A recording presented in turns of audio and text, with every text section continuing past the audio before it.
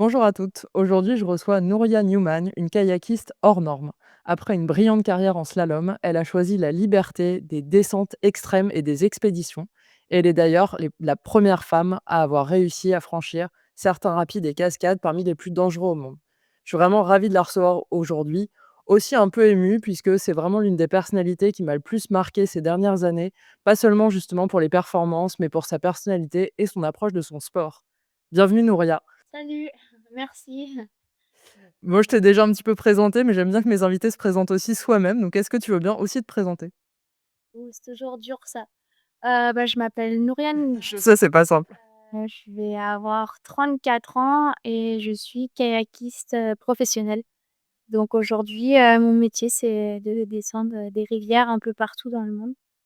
et ça tombe bien parce que j'adore ça. C'est un métier original, ça. Est-ce que tu peux nous parler déjà de tes débuts en fait en kayak? Comment t'en es venue à cette discipline? Et moi, j'ai vraiment commencé le kayak, on va dire par un parcours, ultra classique, c'est-à-dire en rejoignant, le club, qui était à côté de chez moi. Et du coup, en France, on a quand même un milieu associatif qui est vraiment bien pour, justement pour pouvoir faire des sports qui sont, assez onéreux, qui nécessitent beaucoup de matériel et du coup, en fait, jeune, on a la possibilité comme ça en activité extrascolaire de prendre une licence, dans un club de sport à côté de chez soi et de s'essayer au kayak, au ski. Donc moi, j'habite en Savoie, donc c'est vrai qu'on est vraiment privilégiés, sur, le nombre d'infrastructures, au niveau sportif et aussi par, la nature qui nous entoure. Donc c'est vrai qu'on a accès à beaucoup de sports outdoor et donc j'ai pu commencer comme ça au club de kayak. Donc on te prête du matériel, le bateau, la pagaie. On a un entraîneur, qui nous apprend à naviguer et après de fil en aiguille, souvent on est orienté assez tôt sur, les disciplines traditionnelles de compétition, qui étaient donc le slalom et la descente et donc pendant pas mal d'années, j'ai vraiment suivi le parcours classique en slalom, des compétitions nationales, de monter dans la première division, des passages en équipe de France et jusqu'au niveau international, coupe du monde et championnats du monde. Tu un palmarès vraiment impressionnant en slalom et qu'est-ce qui t'a poussé à arrêter ça pour te tourner plutôt vers les expéditions? Et en slalom, c'était assez mitigé. J'ai toujours eu, quelques bons résultats qui suffisaient justement à un peu garder la motivation et garder l'espoir, mais j'ai eu énormément d'échecs. J'avais du mal à faire mes réglages, de distance. Il faut pas toucher les portes, il faut pas les rater non plus et j'avais du mal aussi à essayer d'aller moins vite pour assurer. Donc j'ai vraiment une carrière avec, soit des bons résultats, soit des grosses sorties de route et donc beaucoup plus d'échecs que de réussites et à un moment donné, j'ai eu quelques années compliquées, sur le plan personnel et du coup sportivement, j'ai eu du mal à suivre et à ce moment-là, j'étais pas forcément, dans les meilleurs critères, de résultats et du coup les gens à la fédération à ce moment-là, et ils ont décidé de plus croire en moi donc j'ai peu à peu perdu, le droit de m'entraîner en structure, mon entraîneur et donc le choix s'est un peu fait aussi, pour moi parce que je pense que j'aurais pas forcément eu, le cran de tout quitter. En fait, tu fais ça depuis tellement d'années, tu as une routine qui est déjà bien installée, tu te lèves, tu vas à l'entraînement, heu, tu rentres chez toi, tu fais de l'analyse vidéo, tu repars pour une deuxième voire une troisième séance et en fait, du coup, tu es habitué comme ça et de quitter ça, ça fait peur puisque du jour au lendemain, tu te lèves et puis en fait, tu passes la porte avec tes affaires pour aller à l'entraînement et non, tu es plus en pôle France, et tu as plus d'entraîneur et donc tu as plus de créneaux d'entraînement, tu as plus de lâcher d'eau, sur le bassin et donc ça a été un changement assez radical, mais je pense qu'au final, je remercie les gens qui pensaient que j'étais trop lente et trop vieille parce qu'ils m'ont permis de transitionner plus rapidement sur le kayak de rivière et c'est quelque chose que je faisais déjà en parallèle, depuis toute jeune. Ouais, parfois c'est bien, il y a des choses qui semblent pas très bien sur le coup et en fait, bon, Sur le long terme, c'est plutôt positif et qu'est-ce que tu as trouvé du coup dans cette nouvelle pratique et aussi dans la pratique, de l'enduro? Parce que tu es récemment devenue championne du monde, que tu trouvais peut-être pas forcément dans le slalom, parce que c'est quand même super différent? Je pense que ce qui me plaît aujourd'hui dans ma pratique, du kayak extrême et donc du kayak en pleine nature, c'est quelque chose que je retrouvais en slalom au début parce qu'on avait beaucoup de courses, sur des bassins naturels, et c'est vrai qu'avec les jeux olympiques et les critères, du CIO, du coup la pratique, du slalom en eau vive et maintenant du kayak cross, elle s'est et qui sont les 2 disciplines olympiques en eau vive, elle s'est artificialisée et donc il y a presque plus aucune compétition sur, bassin naturel ou semi-artificiel et donc c'est vraiment des stades d'eau vive où en fait c'est presque, comme des piscines fermées avec une fausse rivière et l'eau elle arrive en bas, elle est remontée par des pompes et ça coule continuellement et donc c'est pas tout à fait les mêmes sensations. Souvent les berges, c'est en béton, c'est pas du tout ce qu'on trouve sur une rivière. Il y a pas d'arbres, tu vois pas forcément les montagnes et je pense que maintenant, de par ma pratique, en milieu naturel et je pense que je retrouve aussi, ce pourquoi j'ai commencé le kayak et c'était vraiment pour, un moyen de transport et de faire une activité aussi en pleine nature. Nous, en Savoie, on a des rivières, qui sont magnifiques, l'eau elle coule, en été elle est bleue. Hem, Quand il y a les crues, elle est marron, mais il y a plus de débit et du coup, c'est plus amusant et donc de retrouver vraiment un peu, la source et l'essence même, du kayak en eau vive. Ouais, ça a l'air effectivement très, très différent et quelle émotion toi tu recherches quand tu es sur ton kayak justement et au milieu d'une rivière, naturelle comme ça? Les émotions qu'on veut chercher, je pense que ce qui est assez incroyable dans cette activité, c'est justement de pouvoir vivre, plein d'émotions différentes et donc forcément, on va chercher, des sensations de glisse, de passer un bon moment, dehors avec des amis et après il y a aussi, tout un spectre, d'émotions et de sensations qui sont peut-être, moins gratifiantes, instantanément. On va dire, le en anglais, ils disent the type 2 fun où en fait tu souffres un peu et après tu en tires de la satisfaction et je trouve que quand tu es face à une descente qui est longue et éprouvante et que tu es fatigué et qu'au final tu dépasses ça pour y arriver ou même un rapide qui te fait peur et où tu arrives à toi à trouver les solutions, surmonter un peu tes peurs pour y arriver, c'est aussi très gratifiant et du coup, je pense qu'il faut pas forcément s'attacher à une émotion, mais peut-être, valoriser, un peu tout et aussi apprendre à apprécier, quand il fait froid, quand tout est gelé autour parce que,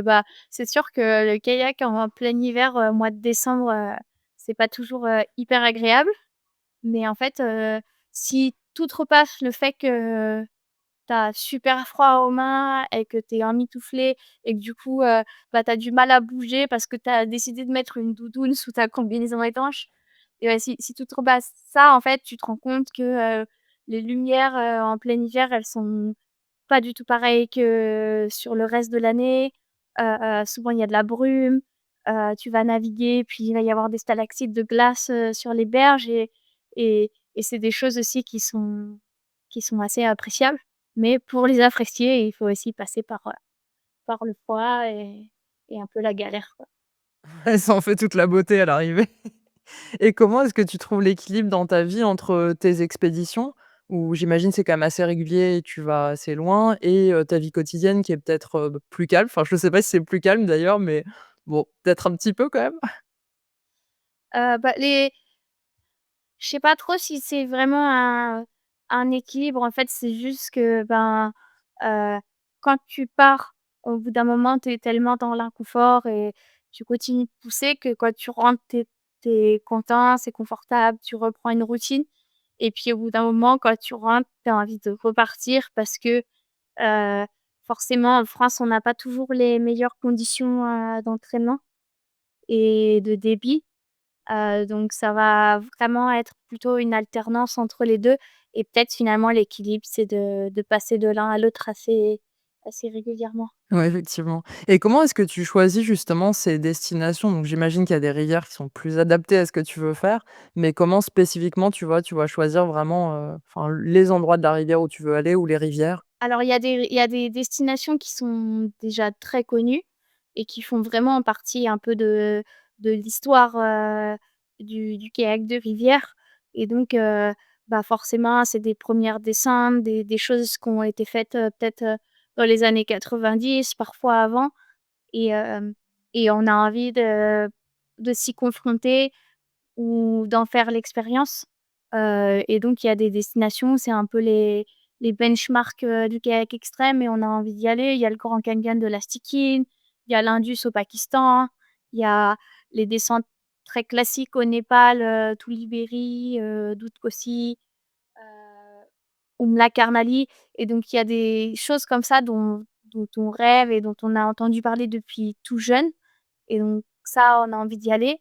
et après il y a toute une partie où on a envie d'aller faire quelque chose de nouveau, de découvrir d'autres choses, par nous-mêmes et donc là, vraiment, on va choisir peut-être, un pays qui nous intéresse, soit par la culture, soit par rapport à des spécificités un peu, géographiques et géologiques et de là, en fait, on va passer pas mal de temps, à geeker, sur Google Earth et à regarder des images satellites, à regarder les cartes, les profils de dénivelé et puis, bah, des fois, on trouve, des rivières, qui nous font rêver, puis on a envie d'aller voir, si c'est bien et ce qui est toujours un peu compliqué avec ça, c'est que, ben, des fois, on trouve vraiment une pépite, mais souvent c'est pourri, quoi. Mais il y a qu'un seul moyen de savoir si ça vaut le coup ou si c'est pourri, c'est d'aller voir et là, c'est un peu comme ce qu'on disait tout à l'heure sur, les émotions ou ce que tu apprécies ou pas. C'est qu'en fait, bah, même si la rivière, parfois, tu as pas trouvé le prochain classique ou la prochaine, rivière qui sera répétée plein de fois et ben, c'est pas grave, faut apprécier le fait d'être allé voir avec ton équipe et heu d'avoir essayé de découvrir un endroit nouveau. Ah, c'est vraiment chouette ça comme approche. Et quelles sont après du coup toutes les étapes de la préparation? Donc moi j'ai vu tes films et ça m'impressionne à chaque fois de se dire: «Mais ça doit être tellement d'organisation, pour, bah, y aller en fait». Enfin, du coup, bah, le repérage, tu parlais, même après la logistique, enfin ça veut dire qu'il faut quand même transporter des kayaks. Est-ce qu'il y a besoin aussi d'autorisation pour aller naviguer sur les rivières? Comment tu constitues des équipes? Comment tu prends en compte la météo? Enfin tout ça, j'imagine que c'est assez complexe? Ben, il y a pas mal il y a pas mal de recherches à faire, en amont, en fait. Souvent, ce qu'on voit, c'est vraiment juste, la descente de rivière, mais toute la préparation en amont, des fois, bah, on est bien organisé et on fait les choses, 1-2 ans, 3 ans à l'avance, on commence à prendre des infos. Parfois, c'est un peu, plus à l'arrache et moi, souvent, j'étais très, très à l'arrache. Hem L'avantage de partir moins bien préparé, c'est que souvent tu es plus flexible et tu as moins d'attentes. Donc ça peut être bénéfique. Souvent ça l'est pas, et je me rends compte que plus on est préparé, mieux c'est parce qu'en fait, bah, on a aussi fait des recherches sur nos plans B et du coup, ça c'est vraiment, bah, primordial pour changer de rivière ou pour les accès. Mais souvent déjà on repère, un endroit, après, bah, faut gérer la logistique, le transport. Dans certains endroits, il y a des permis à avoir. Donc il faut trouver un contact local pour avoir les permis. Il y a des fois, on a passé des heures et des heures, à aller dans les bureaux d'un politique à un autre pour essayer d'avoir une autorisation. Il y a des fois, on essaye d'y aller sans autorisation et du coup, bah, on finit par visiter, les commissariats. Donc ça, c'est des arbitrages aussi à faire et toujours essayer de respecter au maximum, les règles ou en tout cas, si on les respecte pas, d'assumer, mais que ce soit pas, au détriment de quelqu'un d'autre. Donc il faut toujours faire gaffe aussi. Est-ce qu'on a des points de contact, sur place? Des gens qui vont nous aider, que ce soit, des pagayeurs locaux qui ont les informations ou ou des personnes qui vont nous conduire pour les navettes ou peut-être, juste, bah, le fermier du coin ou les gens qui habitent sur place qui vont nous aider pour les informations parce qu'au final, c'est eux qui savent le mieux, hem, sur les niveaux d'eau, sur, est-ce qu'il y a des rapiers, est-ce que c'est engorgé? Il y a beaucoup de fois, en fait, des fois notre seule source d'information, plus ou moins fiable, c'est un pêcheur, qui est allé marcher par là-bas, il y a 7 ans, quoi. Heu, C'est donc incroyable. on a dû faire un cette année, on a dû faire un accès et du coup, c'est un indigène qui nous a montré le chemin d'accès et en fait, il était pas passé par là depuis plus de 8 ans et il s'en souvenait, super bien et on était là: «Ah, tu es sûr, tu es sûr?» Et puis il nous a amenés à la rivière, par un chemin qui était beaucoup plus efficace et beaucoup plus court que nous, ce qu'on aurait fait via la carte. Donc il faut aussi apprendre à lâcher prise et à vraiment faire confiance,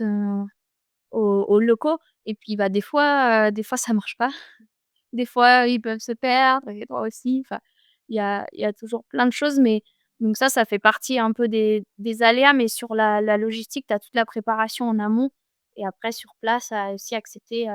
bah, l'aide de toutes les personnes qui sont disposées à t'aider. Ah, ça fait quand même, plein de compétences et plein de choses à gérer, tu tu pas uniquement à pagayer et je mets vraiment de gros guillemets parce que vu les conditions dans lesquelles tu le fais, c'est déjà dingue, mais disons qu'il y a vraiment beaucoup de choses autour et parfois tu voyages en solo, parfois en équipe. Est-ce que tu as une préférence pour l'un ou l'autre? Est-ce que tu aimes bien, alterner? Alors le solo, c'est toujours, très controversé, parce que du coup, tu as pas de filet de sécurité et en fait, si tu as un problème, tu es tout seul. Il y a personne qui peut te venir en aide, c'est vite, compliqué. Sur les prises de décision aussi, souvent quand on arrive, sur un coup rapide, on discute les uns avec les autres. Alors l'avantage d'être en solo, c'est que tu es pas forcément influencé par, le regard des autres. Et ça, vraiment, en fonction des équipes, des fois, tu es avec quelqu'un qui est un peu trop optimiste ou pessimiste, qui va vraiment focaliser sur tous les dangers. Et du coup, toi, ça va influencer tes choix et tes prises de décision. Donc là, bah, forcément, tu pas ça. Mais souvent, en fait, on part avec des gens qu'on connaît bien, en qui on a confiance. Et justement, ce point de vue du copain, il va venir nous aider dans notre analyse et on va discuter, de telle ligne, tel mouvement d'eau. Est-ce que tu penses que ça retient? Moi, je vois ça. Si quelqu'un voit une autre ligne, on va souligner les avantages et les inconvénients de chaque ligne et ça va nous aider à être, potentiellement, bah, plus précis, nous et plus juste, dans notre lecture de l'eau. Donc on n'a pas ça en solo. On n'a pas justement cette option de se rater et ce qui est beau aussi, c'est que, bah, du coup, on est entièrement responsable, de ses choix, de sa sécurité. On et il faut être juste parce que ça pardonne pas toujours. Donc il y a quelque chose qui est assez fou avec le solo, c'est que finalement c'est presque plus dur et tu vas vraiment devoir être, en phase avec tes prises de décision et les prises de risques. Donc moi j'aime bien le faire, de temps en temps. En plus, ce qui me plaît, c'est que, bah, c'est presque aussi une une introspection d'une certaine manière. Tu vois vite là où tu en es, tu peux plus te cacher derrière, peut-être le copain qui peut te ramasser à la corde en bas du rapide ou et donc tu vois vite, où tu en es, sur ton niveau, technique en kayak, physique, sur, est-ce que tu es fort dans ta tête, est-ce que tu as le mental ou pas? Après c'est une pratique, hyper engagée qui est pas recommandable. La règle, c'est de jamais faire du kayak tout seul, voilà. Mais en même temps, la meilleure sécurité, c'est de pas se rater et de prendre les bonnes décisions pour pas avoir besoin de sécurité. Donc à la limite, ça peut aussi faire partie d'une démarche et d'une progression, même si elle est pas, entendue et comprise par tout le monde. Ouais, je comprends Et comment tu fais justement avant, donc tu disais déjà de toute façon que tu repères et cetera sur Google Earth, vraiment en amont du voyage. Mais une fois que tu es sur place, comment tu arrives à lire en fait, la rivière, à savoir qu'à tel endroit, bah, il va y avoir assez d'eau pour que tu y ailles ou que le courant va être de telle manière? Enfin, est-ce qu'il y a vraiment des techniques, j'imagine que tu demandes du coup comme ce que tu disais aussi à des personnes, mais comment tu fais? J'imagine c'est quand même compliqué? Alors, après, vraiment sur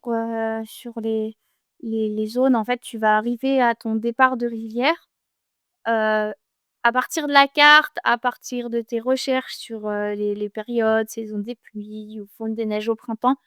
tu vas, avoir une estimation du niveau d'eau et en fait, quand tu y vas ou quand tu vas à la première rivière de ta zone géographique, là, ça va te donner une idée, en fait. Tu vas étu tu sais à peu près, tu as regardé sur la carte, tu as une idée de la taille du bassin versant, de la taille de la rivière et donc tu vas arriver à cette rivière-là, tu vas voir l'eau qui coule et tu vas aussi voir les lignes, de crue, du débit maximum et tu vas voir aussi, bah, s'il y a trop de cailloux pour qu'un kayak passe. Et après, il faut toujours prendre en compte que des fois, tu peux commencer une rivière, c'est affreux, il y a plein de cailloux partout et du coup, tu vas gratter, comme on dit dans le jargon, mais tu vas devoir, taper un peu tout le temps les cailloux. Mais s'il y a plein d'affluents qui arrivent, en fait, tu peux commencer dans une rivière toute petite et au bout d'une cinquantaine, de un certain nombre de kilomètres, en fait, avec d'autres affluents, elle peut devenir très grosse, voire très volumineuse et donc ça, tu vas aussi le prendre en compte dans ta descente et en regardant, en fait, les profils de dénivelé de la rivière, on a à peu près l'habitude que si tu as pas beaucoup de débit, tu vas avoir 5 de pente. C'est quelque chose qui se fait relativement bien, mais qui va prendre du temps. À partir du moment où tu as du gros débit, là, 5 de pente, tu sais que ça passe plus du tout parce qu'en fait, c'est trop raide et donc tu vas estimer un peu tout ça, mais c'est vrai qu'avant d'être au départ de la rivière, tu sais jamais trop. Parfois, tu as des phénomènes de crue où tu embarques sur une rivière, le niveau d'eau est bon, il pleut et là, la rivière peut monter d'1 mètre, 2 mètres et être plus navigable. Donc il faut aussi, avant d'embarquer sur une rivière, étudier tes possibilités bah, de points de sortie. Où en fait, tu sais que si tu t'engages trop loin dans un canyon et qu'il y a plus de points de sortie, il faut le faire avec, peut-être, de la nourriture en plus ou prendre des cordes pour avoir une solution. Ou vraiment aller repérer, le canyon, avant pour savoir combien de temps tu peux mettre et le faire le plus vite possible et donc ça après c'est des arbitrages à faire, c'est presque plus, stratégique que sportif finalement sur des projets comme ça. Ouais, il faut que tu aies vraiment tous tes plans, A, B, C,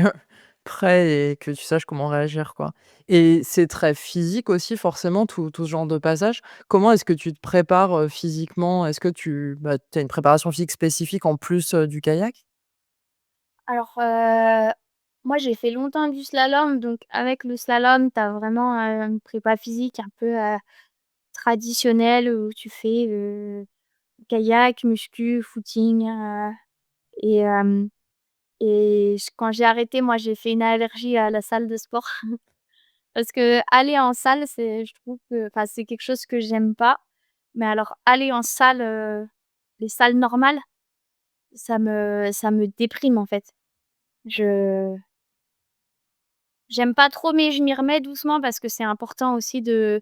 faire du renforcement et de la prévention pour, les blessures à l'épaule, notamment. Mais du coup, quand j'ai arrêté, j'ai vraiment réorienté mon entraînement combiné sur d'autres disciplines et aller faire d'autres sports, et plutôt des sports outdoor où, je suis nulle et du coup, c'est trop bien parce que j'arrive à me mettre très mal dans des situations qui sont pas dangereuses. Tu vois? Je vais faire de l'escalade, je vais avoir peur, je vais avoir très mal au bras et en fait, il peut rien m'arriver et du coup, ce qui est bien, c'est que tu peux C'est vrai que travailler pour toi, c'est pas mal, ça te fait un bon équilibre. et ouais, tu peux travailler des trucs qui vont te servir pour le kayak parce qu'en fait, bah, tu tires sur une prise, c'est autrement plus intéressant que de soulever des une barre en muscu. Tu as plus d'angle, pour les épaules, ben, il y a des trucs à tenir. En fait, c'est presque, plus intéressant pour travailler les muscles profonds et le gainage et du coup, en fait, en faisant un peu d'escalade, du ski de rando, marcher, courir, un peu, bah, toutes les opportunités qui se présentent à moi en dehors, du kayak et beaucoup, beaucoup de kayak. Ah OK, donc c'est très complet au final. Et au niveau mental, est-ce que tu as des techniques mentales particulières pour vraiment être, bah, dans des dispositions les meilleures dispositions possibles en tout cas, avant un passage que tu sais qui est vraiment difficile? Alors, au niveau mental, moi, j'ai fait un peu de prépa mentale quand je faisais du slalom. Quand j'ai eu des coups durs, j'ai eu un suivi, avec, avec des psychologues et du coup, bah, déjà ces gens-là, ils sont compétents dans leur domaine, donc souvent ils vont t'apporter des outils et quand ça va pas ou si je sens que j'ai des besoins, j'hésiterai pas à retourner, consulter et être accompagnée en tout cas dans ce domaine-là. Après c'est dur, en étant athlète professionnel de tout faire. Ce qu'on voit pas, c'est que c'est sûr, moi, mon métier, c'est de descendre des rivières, mais il faut, penser les projets, les faire en sorte qu'ils soient faisables, les vendre, donc les pitcher, qu'ils soient acceptés, les monter de A à Z, les réaliser et encore toute une partie aussi à gérer sur, ce qui est un peu la le le rendu, en fait. C'est qu'on va être soutenu pour un projet, mais derrière, il faut fournir, bah, des images, des histoires, des vidéos. Donc il y a tout un suivi de ça et finalement ça Ouais, c'est gigantesque un travail. ça prend beaucoup de temps. C'est ce que les gens ils voient pas trop, mais moi aussi je dois faire ma compta et tous les trucs, pénibles quoi. Et je suis vraiment nulle à ça et du coup, c'est vrai que des fois, il faut faire des arbitrages entre, bah, heu, aller chez l'ostéo ou avoir un suivi ou monter un projet et le temps, c'est vraiment quelque chose qui manque. C'est peut-être ce qui manque le plus. Mais mais après, ouais, sur les techniques,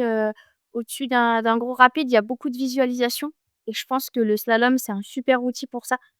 parce qu'à mémoriser des portes, en fait, après quand tu dois mémoriser des rapides, des mouvements d'eau, finalement, sur une manche de slalom, tu sais où tu vas mettre chaque coup de pagaie si tu dois le décomposer et donc finalement, en kayak de rivière, c'est la même chose, sauf qu'il y a pas de porte, mais il y a des vagues, il y a des rochers, il y a des lignes. Donc beaucoup de visualisation et après, bah, quelques exercices de respiration, de la cohérence cardiaque aussi, réussir à faire baisser, bah, le rythme. Quand on est stressé, anxieux au-dessus d'un rapide, souvent, on sent que, bah, ça tape fort et du coup, il y a des fois, bah, au moment où justement je visualise ma ligne et je me prépare, je me mets dans ma bulle, je vais aussi être concentrée sur le fait de faire redescendre ma fréquence cardiaque et d'être calme. Parce qu'une fois qu'on part, on a des mouvements à faire, au bon moment et je trouve que quand tu es stressé, tu as tendance à tout faire trop vite et en tout cas, moi, j'accélère trop et du coup, en faisant tout trop vite, je perds parfois les timings ou je fais mes mouvements trop tôt et ça va me faire avoir une mauvaise ligne. Donc vraiment, en fait, cette partie-là de, bah, de prendre ton temps pour faire tes 10 respirations, être posé, c'est quelque chose qui m'a beaucoup aidée. Ouais, super intéressant. Et j'ai quelques questions sur, tu vois, la gestion du risque. Bon, déjà, ce qui est ultra intéressant, c'est que tu as fait ton mémoire de master sur la construction sociale du rapport au risque des femmes. Donc forcément, moi, c'est un sujet qui me parle pas mal, dans ce podcast. Est-ce que tu peux nous dire quelques mots de, bah, de ce mémoire et de ce que tu as découvert ou Alors moi, j'étais assez en retard, sur,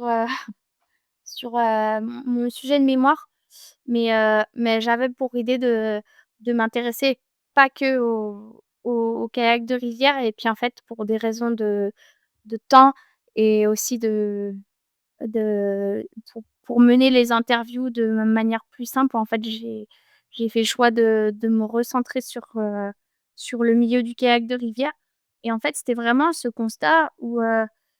j'ai eu un entraîneur de club, assez jeune, qui était incroyable, qui s'appelait Anthony Collin et qui m'a formée et la génération après moi, Il y avait énormément de filles aussi. Il y avait presque 50 de garçons et de filles dans ce tout petit club local,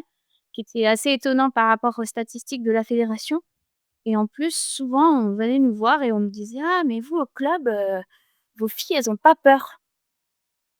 Comment vous faites pour que vos filles, elles aient pas peur?» Et c'est quelque chose qui est resté et je me suis toujours posé la question et je me disais: «Mais il y a pas force enfin, je pense pas qu'il y ait de raison biologique sur le fait qu'une petite fille ait plus peur qu'un petit garçon». Ça me semblait absurde puisque, les jeunes de 8, 9, 10 ans qui étaient au club, quand moi j'étais dans ma vingtaine, elles avaient pas peur et du coup, je me suis dit que c'était peut-être juste, socialement construit et donc du coup, je me suis basée sur, la sociologie du genre et les travaux de Christine Ménesson sur le football et la boxe et c'était ma directrice de mémoire du coup. Hem Et après, il y a une sociologue, néo-zélandaise, Holly Torch, qui elle a fait plus de recherches dans le milieu des sports extrêmes. Donc elle a fait sur le snowboard, le VTT et donc en me basant là-dessus et après avec les classiques, de Bourdieu, la théorie des champs, je me suis dit qu'en fait, en fonction de ta position dans l'espace social, tu allais pas forcément avoir le même rapport au risque et en fait, je me suis rendu compte que dans les filles qui étaient donc plus engagées dans leur pratique du kayak de rivière, souvent, elles avaient eu des socialisations indifférenciées donc à soit accompagner leur père, soit, suivre les grands frères, soit, vraiment des parents qui faisaient aucune différence entre les petites filles et leurs frangins ou les copains. Et l'autre chose que j'ai vraiment pu observer, c'est que les filles qui avaient fait une activité à haut niveau, dans un autre sport, quand elles se mettaient au kayak, pareil, elles avaient, un niveau d'engagement plus élevé et une meilleure compréhension de l'environnement qui les entourait et aussi, bah, plus confiance en elles. Et donc ça, c'est un processus de socialisation secondaire, en fait, par leur pratique du haut niveau. Mais j'avais une fille, qui était, championne, d'Idaho de rodéo, à cheval. Une autre qui était pom-pom girl et qui avait fait pom-pom girl en Californie, jusque top championnat des lycées et pareil, en fait, c'était marrant de voir, les transferts, qui avaient été faits et comment elles avaient vécu les choses. Et du coup, oui, le rapport, au risque, heu et je pense, enfin, je suis sûre, mais après ça peut toujours être discutable. Il y aura toujours, d'autres théories et c'est ce qui est beau aussi avec les sciences sociales, c'est qu'il y a toujours plusieurs écoles et on voit toujours aussi les choses par rapport à notre propre prisme. Mais ce que je trouvais assez fou, c'est qu'en fait, des fois, il y a pas de raison pour, heu, pour cette peur et je pense que c'est transférable, en vélo, en montagne. Mais c'est vrai que quand on grandit et moi, je me souviens m'être, explosé la face, sur une grosse chute et du coup, je me suis cassé le nez, mais en me prenant la falaise, vraiment, ça m'avait arraché, bah, toute la peau du visage et à l'école, ils me surnommaient Scarface et ma mère, elle m'appelait Croutard. Hem, mais c'était hyper choquant. Alors qu'un mec qui se pète le nez et qui se prend une bune dans la face ou qui a un œil au beurre noir, et ben, ça fait jamais le même effet et donc c'est vraiment des choses, bah, qui sont omniprésentes dans nos sociétés et auxquelles on fait même plus gaffe. C'est presque normal mais même moi, des fois, quand il y a une petite au kayak, qui galère à porter son bateau, je vais être là: «Ah, tu es sûre, ça va? Je te file un coup de main?» Et peut-être que je pense que je le fais aussi avec les petits garçons, mais peut-être qu'inconsciemment, je le fais plus avec les petites filles parce que c'est la société qui veut ça et donc bah, toujours essayer de se poser les questions et je pense qu'il y a énormément de barrières, en fait, qui il y a des il y a des différences d'opportunités, entre les hommes et les femmes. Moi, je pense que, heu, il y a des accessions à un certain niveau de pratique qui sont plus difficiles. et je pense qu'en kayak de rivière, quand tu es une femme et que tu veux faire des rivières très compliquées et ben, il faut quand même plus faire tes preuves que quand tu es un gars. Et il y a aussi des facteurs très objectifs là-dessus, c'est que, bah, faut prouver aux gars que tu peux tirer sur une corde, que tu peux les sortir, que toi aussi tu es suffisamment, costaud pour les secourir. Et des fois, il y a aussi des facteurs un peu subjectifs où eux, ils vont pas te voir comme quelqu'un de fort et du coup, tu vas plus devoir prouver. Mais inversement, moi, cette année, j'ai emmené un gars, il avait une barbe et tout, c'était censé être un méga aventurier et du coup, je me suis dit: «Ouais, bah, c'est bon, on va faire telle section de rivière et ça va aller» et au final, on a fait la section de rivière et il s'est mis une énorme boîte et je m'en voulais parce qu'au début, je lui ai dit: «Ah, c'est bon, tu es OK, si jamais tu te renverses, tu fais ça, ça, ça, surtout tu lâches le matos, et heu et je te ramène au bord» et en fait, il a paniqué, il a rien lâché, il a rien fait de ce que je lui avais dit de faire. Mais sur le coup, moi, il m'a répondu, avec, ouais, avec une assurance déconcertante, «Ouais, ouais, t'inquiète» et en fait, c'est devenu dangereux. Et donc, tu vois, ces représentations un peu mentales, elles vont dans un sens, mais aussi dans l'autre et dans les 2 cas, en fait, c'est problématique. Ouais, totalement. Et est-ce que toi, comment tu gères, en fait, le côté risque, le côté peur? Parce que forcément, oui, tu prends des risques et forcément, tu as peur vu ce que tu fais, mais comment tu gères cet aspect-là? Alors sur les risques, vraiment, moi, j'essaye d'être la plus objective possible. En fait, on va arriver sur un rapide et je vais vraiment essayer d'identifier les dangers, heu et de dire: «OK, là, si ça peut, c'est ça ça peut me faire avoir une mauvaise ligne, mais je passe à travers, et finalement, c'est un peu risqué, mais au pire, je vais taper. Donc ça va me retenir, c'est foutu ou si je finis là, c'est un danger de mort» et après, en fonction de ça, heu, parce que souvent les gens, quand ils pensent au risque, ils pensent juste à la conséquence et par exemple, bah, voilà, le risque, tu te rates, et que tu finis dans tel endroit, tu te noies, tu es mort. Et en fait, ils oublient que le risque, c'est pas juste la conséquence, il y a aussi un facteur statistique. C'est: «Ouais, mais est-ce que tu vas finir dans tel endroit où il y a un danger de mort?» Si, tu es sûr que tu vas avoir une bonne ligne et que tu vas passer à 15 mètres plus loin que cet endroit-là, normalement, finalement, le risque, il est assez faible, même si la conséquence, si tu te rates, elle peut être fatale. Et donc c'est vraiment cet arbitrage-là que j'essaye de faire, c'est d'abord regarder, essayer de bien identifier tous les dangers et après de savoir si, oui, en effet, je trouve que ce mouvement de dos-là, il est trop aléatoire et que ça me plaît pas parce que je suis pas certaine d'être, en contrôle à ce moment-là pour passer telle vague ou passer, du bon côté du caillou et ben, je vais pas le faire. Et pour autant, avec une conséquence similaire, si j'estime que là, c'est bon, je suis sûre de moi, et bah, je vais passer et ça va pas être, problématique. Donc c'est vraiment un peu, bah, c'est un calcul et le calcul est pas pareil pour tout le monde parce qu'on n'a pas tous, déjà, on voit pas tous les mêmes dangers. Donc ça, c'est aussi pour ça que c'est important d'être en équipe et de se parler et aussi d'apprendre les uns les autres et après on n'a pas tous les mêmes points forts. Moi, je sais que j'ai des copains, je sais exactement que pour passer des rouleaux, ils sont très, très forts et ils passent tout le temps super bien alors que moi, ça va peut-être être un de mes points faibles et du coup, c'est pas parce qu'eux, ils sont motivés pour faire ce rapide-là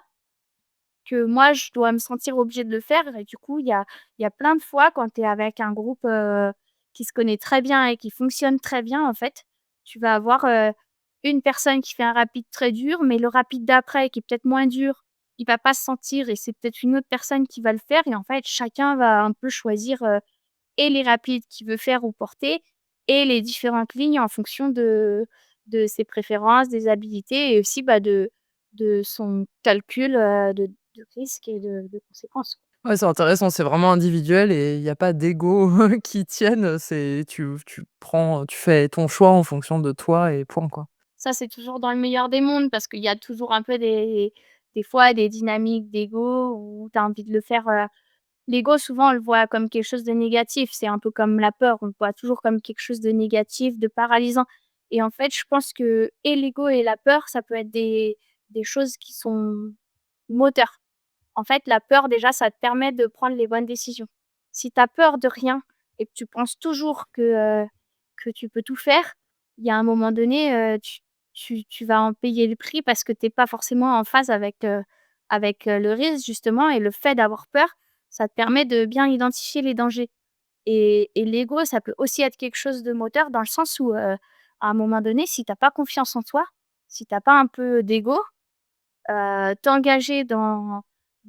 une pratique, un peu plus dure ou même, la volonté de progression, c'est quelque chose qui va de pair, en fait, avec l'ego. Si tu as pas confiance en toi, si tu as pas envie de t'améliorer, et ça vient de l'ego,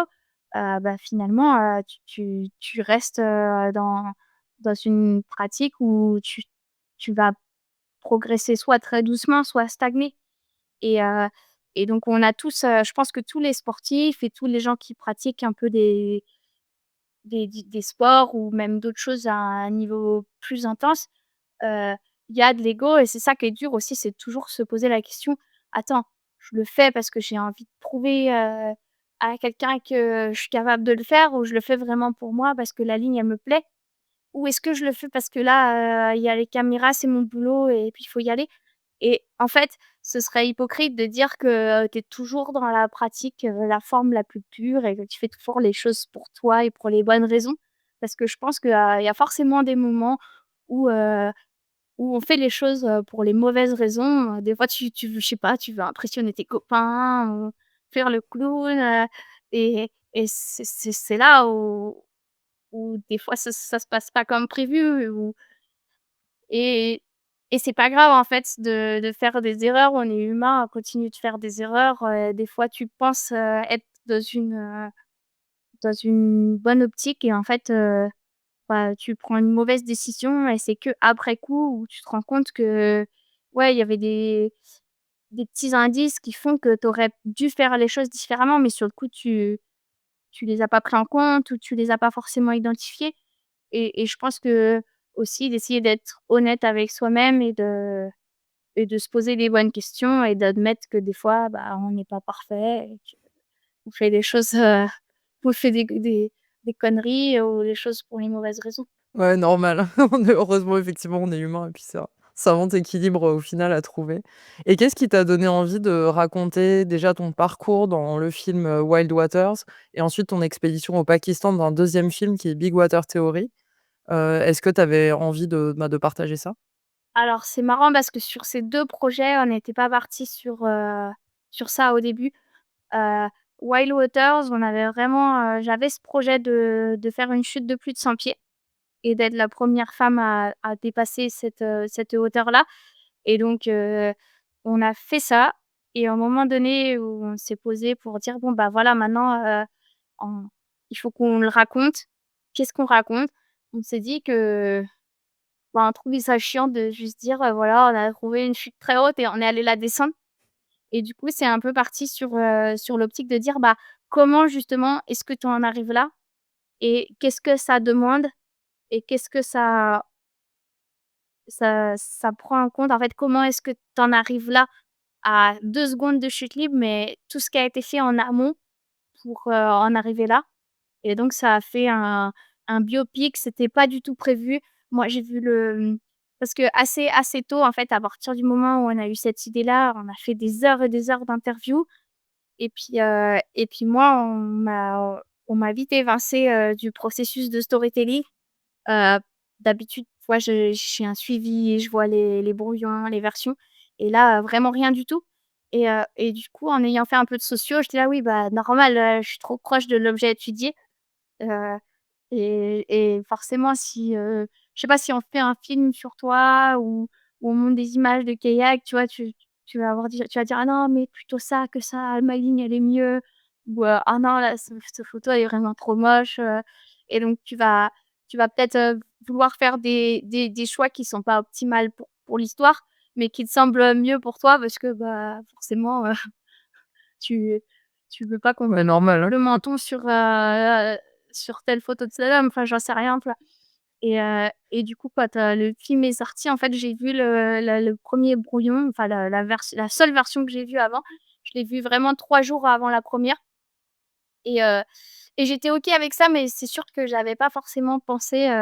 au fait que quand on fait un biopic sur toi et que tu as 31 ans, c'est pas hyper facile après et j'avais pas aussi pensé que, il y allait avoir plein de gens qui savaient des choses, bah, qui allaient savoir des choses hyper personnelles sur moi. Et j'y avais pas pensé, en fait, parce que,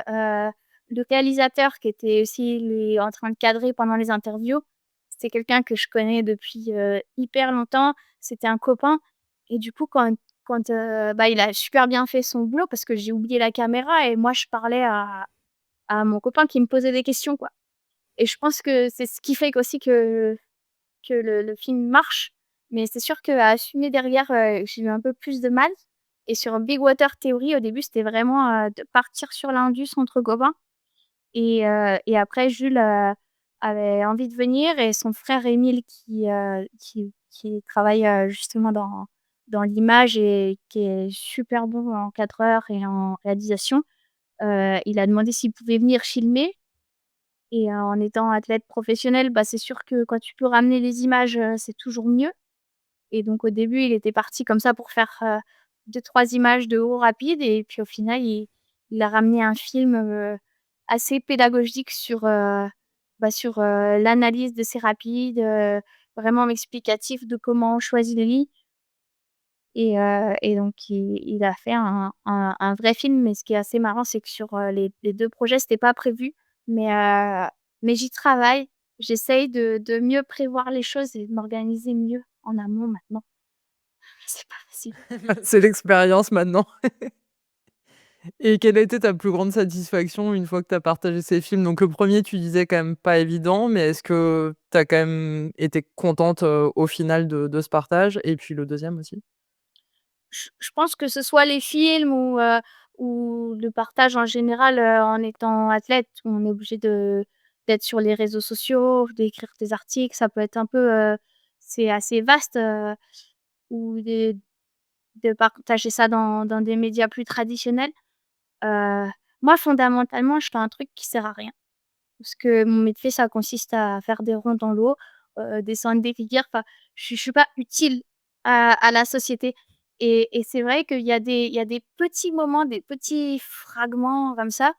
où, où tu as des gens qui viennent te voir et qui te disent: «Ah bah, moi j'ai vu ton premier film et j'ai commencé le kayak» et du coup, bah, déjà ils sont hyper heureux de faire du kayak, heu, ils sont actifs. Tu as des enfants qui se mettent au sport ou qui eux aussi,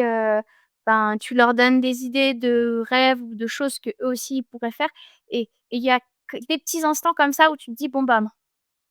ça sert à rien, mais quand même de temps en temps tu peux apporter quelque chose à quelqu'un, même si c'est pas grand-chose, même si parfois c'est juste, 1 heure de divertissement dans une salle de ciné». Bah, finalement c'est mieux que rien et ça c'est hyper gratifiant et quand tu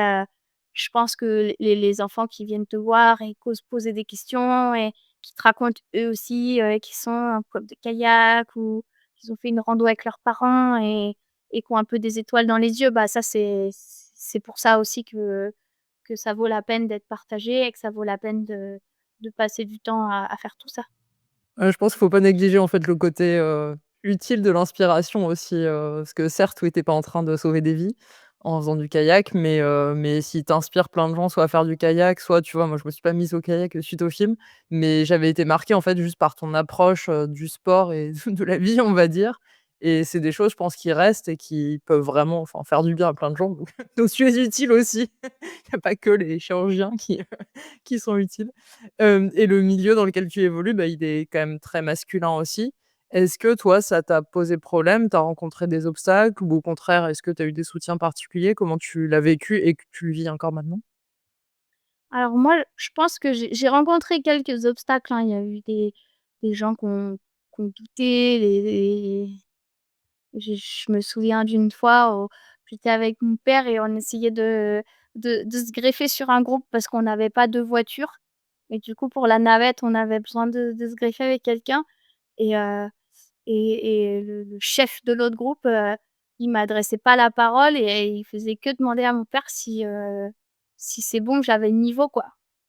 et ça m'énervait tellement et ça, c'est des barrières, c'est des trucs un peu pénibles, quand, tu es à côté et le gars, il parle pas et il demande, à ton père: «Mais c'est sûr que ça va aller la petite?» alors que je navigue vachement mieux que mon père, déjà à l'époque et il y avait plus de soucis à se faire pour lui que pour moi. Heu, mais mon père avec son flegme britannique, il sait bien délier ce genre de trucs, donc ça, c'est toujours des situations un peu inconfortables. Même en pôle France avec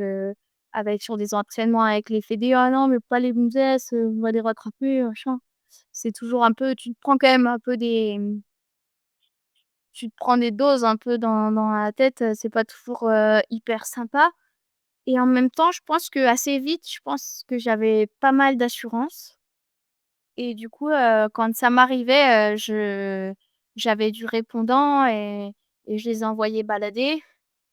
Et tu vois, un entraîneur qui disait: «Allez les gros thons», je montais au créneau, je fais: «Quoi, c'est nous que tu traites de gros thons?» Je lui mettais un sachet quoi, je le défonçais jusqu'à ce qu'il s'excuse. Et du coup, ça m'est pas arrivé beaucoup. Et donc pendant un temps, je me suis dit: «Ouais, bah, ça va quand même, les kayakistes, les gars, ils sont bienveillants» et je pense que j'avais énormément aussi de copains pagayeurs dans mon entourage, de mon âge et des générations au-dessus qui m'ont beaucoup soutenue, qui m'ont beaucoup aidée, heu, qui m'ont partagé les montants de leurs contrats, heu quand ils se sont rendus compte que j'étais moins bien payée, qui m'ont soutenue auprès des sponsors pour dire que c'était pas juste. Enfin, j'ai eu beaucoup de chance, je pense dans mon entourage et du coup, pendant longtemps, je me suis dit: «Non mais là, la situation, ça va, c'est quand même beaucoup mieux qu'avant» et en fait, c'est sûr qu'il suffit des fois de te retrouver avec les mauvaises personnes pour te rendre compte qu'il y a encore du boulot et je me souviens de quelques voyages où en fait, tu es peut-être avec des gens plus vieux, moins sensibles et ouais, ils se rendent pas compte, de des comportements qu'ils peuvent avoir, comment ça peut être gênant, comment c'est pas toujours, adapté. Et donc bah, j'essaye de leur dire, des fois le plus poliment possible, que que c'est pas très drôle ou que c'est pas hyper, confortable et puis bah, souvent en fait quand tu ouvres une discussion et que tu le fais de manière posée et calme, c'est plus efficace et puis les gens ils réfléchissent et ils reviennent et on en parle quoi. Mais après j'ai des copains, je pense j'ai vraiment beaucoup de chance. J'ai j'ai des copains avec qui je pars, il va faire super chaud et tout et tu vas voyager dans un bus ou quoi, il fait trop chaud et l'année dernière, j'ai un copain, il me dit: «Ah je suis désolé, j'ai trop chaud et tout. Ça te dérange pas si j'enlève mon t-shirt?» parce que c'est pas juste, parce que toi, tu vas pas te mettre en brassière, ça se fait pas dans le pays où on est et moi, c'est sûr que je peux me mettre torse nu, mais si ça te dérange, je le fais pas, quoi et donc tu vas avoir des gens comme ça qui sont hyper, sensibles et qui font très attention et des fois, tu es dans un bus, rempli de kayakistes et puis ils sont tous torse nus, à prendre beaucoup de place et ils transpirent dessus et ça leur pose aucun problème et là, tu es obligé de leur dire: «Non, mais remets un t-shirt, tu pues et tu es en train de me transpirer dessus» et c'est juste, c'est juste aussi en fonction de l'éducation, des générations. Il faut prendre les choses en compte et puis essayer bah, de peut-être sensibiliser, mais heu, quand c'est possible. Après, tu vois, tu as des gens, c'est peine perdue, quoi. Tu les changeras pas, et heu et je pense que ça vaut pas le coup de se battre parce que de toute façon ils changeront pas, ils sont comme ça, ils pensent qu'une fille, dans le sport, c'est forcément moins performant qu'un garçon, qu'on est moins forte, qu'on est physiquement faible, qu'on va avoir peur, qu'on va être, mentalement fragile, et ils y croient tellement, c'est tellement ancré en eux que à la limite, bah, faut juste les plaindre et en rire et se moquer un peu d'eux, quoi. Ouais, ça vaut pas le coup de mettre trop d'énergie, à essayer de faire quelque chose. Et est-ce que tu vois quand même une évolution de la place des femmes? Est-ce qu'il y a de plus en plus de femmes, par exemple, qui pratiquent, le kayak extrême comme toi? Et à nous, on a de plus en plus de femmes, je pense. En tout cas, c'est plus mixte, heu et donc ça, c'est bien. Il y a beaucoup de jeunes, qui naviguent bien dans la nouvelle génération. Après, ce que je trouve un peu compliqué, c'est que souvent, tu les filles elles-mêmes qui revendiquent: «Ouais, mais on est plus fortes, on fait plus ci» et quand tu regardes, moi, la génération au-dessus de moi et les pagayeuses que j'ai pris pour exemple et ben, en fait, elles étaient quand même beaucoup plus fortes que les jeunes qui arrivent maintenant et du coup, je trouve ça un peu triste qu'il y ait pas assez, en fait, de conscience et d'histoire pour qu'elles se rendent compte et qu'elles se disent: «Ah ouais, mais elle faisait déjà ça avec, les bateaux de l'époque», et d'avoir cette envie de progression aussi. Donc je pense qu'il manque un peu de culture et après, heu, dans les jusqu'à un certain niveau, il y a vraiment, beaucoup plus de femmes et après pour vraiment aller chercher des rivières plus compliquées, plus engagées, finalement ça reste, on est très peu nombreuses et même dans les jeunes, pagayeurs qui ont un niveau technique, hyper élevé, il y en a beaucoup en fait qui passent pas ce cap un peu d'engagement. Après c'est quelque chose qui arrive aussi chez certains garçons. Moi j'ai des copains techniquement c'est des monstres et puis, au moment de faire les plus gros rapides, ils ont largement les capacités de le faire mais, c'est pas quelque chose, ils ont pas forcément ça les intéresse pas forcément. Et c'est pas quelque chose sur lequel ils ont envie d'aller parce que, souvent c'est des profils, qui aiment être en contrôle absolu et donc quand on va sur des trucs plus durs, bah, l'eau elle est constamment en train de bouger donc ça bouge devant nous, les vagues elles cassent, sous nous, derrière nous, donc c'est un peu chaotique et c'est quelque chose qui les attire pas du tout et donc ils décident de pas le faire et je pense qu'il y a aussi, bah, des filles qui sont comme ça c'est pas leur truc et il y en a d'autres qui sont encore, bah, justement, qui ont des barrières un peu, liées aux représentations mentales où elles se disent: «Non mais moi, je suis pas capable de faire ça» et donc bah, c'est des fois c'est dur parce que tu aurais envie de les pousser et en même temps c'est super bien parce que le jour où elles décident de faire quelque chose, elles le font avec beaucoup plus de bagages techniques que si elles l'avaient fait trop tôt et du coup, souvent, elles ont une marge, bah, elles ont plus de marge et donc tu sais que tu as pas besoin de t'inquiéter pour elles et c'est pas des têtes brûlées, mais après c'est sûr qu'il y a tout, dans que ce soit chez les gars, chez les filles, mais ce serait bien d'avoir un peu plus de filles qui engagent, sur du classe 5.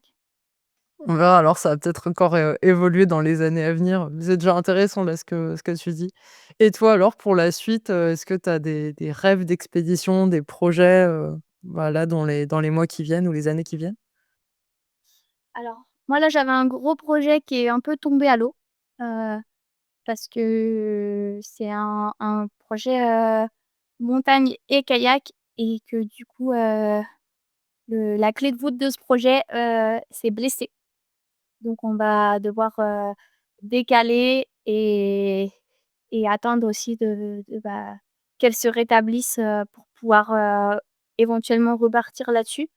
Et donc là, je suis en train de tout remanier ma fin de saison bah, pour compléter avec un autre projet. Heu Et a priori, je partirais au Mexique faire des chutes avec une jeune mexicaine. Donc là, on ferait un projet à filles, ce que je fais pas souvent, mais ça faisait quelques années qu'on voulait faire ça et on n'avait pas les calendriers qui coïncidaient et du coup là, elle est dispo et motivée et moi aussi donc ça on va essayer de faire ça. Trop bien, bah, ça donne envie de suivre ça. Et j'ai une petite question traditionnelle, pour la fin du podcast. Est-ce que tu as un conseil, tu vois, que tu aimerais faire passer, aux auditrices, en général sportives qui nous écoutent? Un conseil?